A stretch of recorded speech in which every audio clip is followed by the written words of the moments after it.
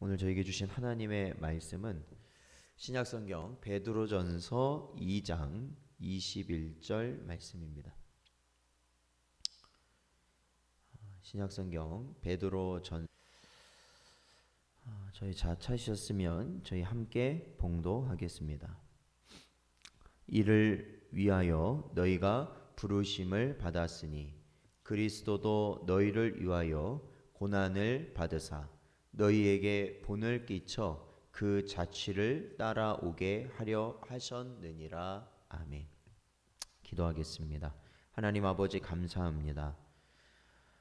어제도 복된 주일을 하나님께 예배하게 하여 주시고 또한 주신 말씀대로 살 수 있는 그러한 은혜를 저에게 주시며 확신을 주신 은혜 감사드립니다.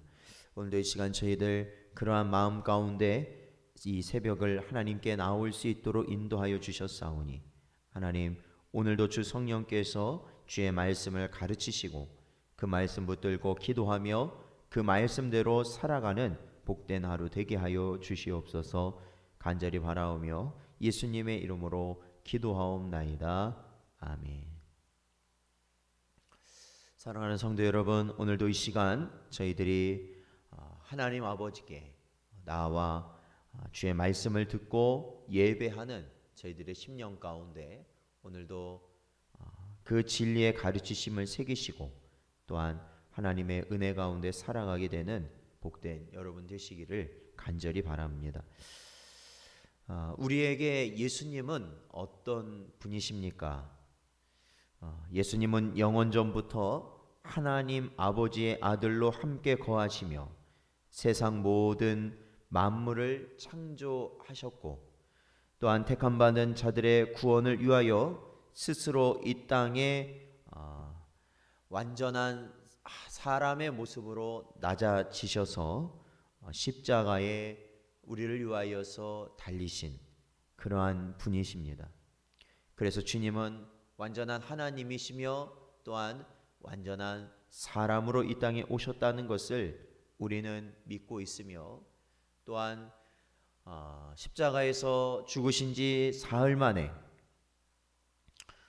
부활하셔서 하늘 보좌 우편에 거하시며 지금도 영으로는 우리와 함께 하시고 그 육신으로는 보좌 우편에서 우리를 위하여서 기도하고 계시는 중보자의 역할을 하고 계시는 분이 우리 주님이시고 또한 마지막 때에 이 땅에 다시 오시어서 심판하실 주님, 바로 우리가 믿는 예수님은 이러한 분임을 우리가 믿고 우리의 신앙을 고백하는 것이 바로 저와 여러분입니다. 그러나 예수님은 단지 이러한 성경의 가르침, 즉 교리적인 믿음의 대상만이 되는 분이 아니라 실질적으로 그분은 모든 성도의 유일하고 참되신 본이 되신다라는 것이 오늘 말씀의 가르침입니다. 그렇기 때문에 그 본을 받아 우리 역시 하나님 아버지의 자녀로서 삶을 살아갈 수 있도록 바로 주님께서는 자신의 삶을 통하여서 본을 보이셨다라는 것입니다. 그래서 우리는 노래하며 기도합니다. 무엇을 노래하며 무엇을 기도하냐면 그러한 예수님을 닮아가기를 우리는 노래하고 기도하고 있습니다. 그것이 어떤 의미일까요? 우리가 예수님을 닮기 원한다고 노래하고 예수님을 닮기 원합니다 라고 기도하는 것이 어떤 의미입니까? 그저 우리가 찬양의 일부분으로서 아니면 우리의 기도의 일부분으로서 형식상 들어가는 그러한 말이 아니라는 것입니다. 그것은 바로 우리 역시 예수님의 본을 닮아가기 원한다는 우리의 고백이 되는 것이죠. 로마서 8장 29절 말씀 보면 하나님이 미리 아신 자들을 또한 그 아들의 형상을 본받게 하기 위하여 미리 정하셨으니 이는 그로 많은 형제 중에서 맏아들이 되게 하려 하심이니라 말씀하고 있습니다. 그렇습니다. 예수님께서도 분명 하나님의 아들이시고 또한 우리 역시도 하나님의 자녀인데 예수님은 하나님이신 분임과 동시에 저와 여러분의 모든 자녀들에 있어서 맏아들이 되시는 분이다라는 겁니다.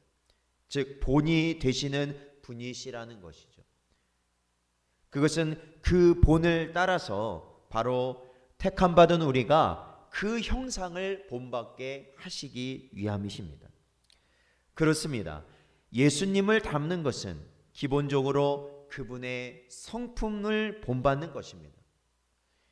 우리는 앞서 예수님은 이 땅에 태어나실 때 그리고 이 땅에 사는 모든 순간 속에서 죄가 없으신 분임을 우리가 살펴보았죠. 태어나실 때도 죄가 없으셨고 또한 이 땅을 사시면서도 어떠한 죄를 범하지 아니하신 분이 바로 주님이십니다. 즉 예수님은 날 때부터 거룩하시어 어떠한 죄도 범하지 아니하시고 항상 옳은 일을 행하시는 거룩의 길을 가셨던 분이십니다. 그래서 사도 베드로는 예수님에 대해서 거룩하고 의로우신 분이셨다라고 그는 사도행전에 그리 고백하고 있습니다. 예수께서 의를 사랑하고 죄를 미워하는 데서 그의 거룩을 나타내셨던 것입니다. 이것은 그 공생애 가운데 더럽혀진, 즉 하나님을 온전히 예배하지 않는 성전을 깨끗하게 하셨던 사건을 보았을 때, 그리고 당시에 종교 지도자들이었던 바리새인이나 또한 서기관, 그리고 그들의 가르침을 따라 살았던 유대인들을 향하여서 그들의 죄와 위선을 비난하셨던 그러한 것을 보면 바로 예수께서 어떠한 거룩의 길을 가셨는지 우리는 보게 되는 것입니다. 이러한 예수님의 거룩의 속성은 죄를 너무나도 미워한 나머지 그 죄를 완전히 패배시키시기 위하여서 기꺼이 갈보리 언덕에 십자가를 지시고 돌아가셨습니다. 그래서 그를 믿는 모든 자에게 이제는 자신의 의를, 거룩을 이루셨던 그 의를 이제 허락하시게 되신 것입니다. 그러므로 구약과 신약에서 일관적으로 하나님의 백성, 자녀들로 일컫는 자들, 그렇죠, 택함 받은 자들, 그렇게 살기 원하는 것은 바로 거룩이라는 것입니다. 그들에게 요구하는 것은 거룩입니다. 거룩의 길은 죄의 길이 아닌 의의 길이며 그 의의 길은 그리스도께서 이루며 사셨던 그 길입니다. 사랑하는 성도 여러분, 사람이 취약한 것은, 가장 약한 것, 사람에게 있어서 가장 약한 것은 바로 다른 것이 아니라 언제나 죄에 열려있는 존재라는 것이죠. 언제나 예배하는 그 순간까지도 죄를 짓는 존재, 그것이 바로 사람이라는 것입니다. 그래서 그리스도께서 가신 거룩의 길을 가지 못하는 것이죠. 사람의 힘으로는 갈 수 없다는 것이죠. 디모데전서 4장 5절 말씀 보면 하나님의 말씀과 기도로 거룩하여짐이다 라고 가르치고 있습니다. 그렇습니다. 그리스도께서 가신 거룩의 길은 기도의 길이었습니다. 주님께서 그토록 기도하셨던 것도 바로 아버지의 길을 가시기 위함이셨고, 마침내 모든 것을 이루시기까지 주님은 언제나 기도하셨습니다.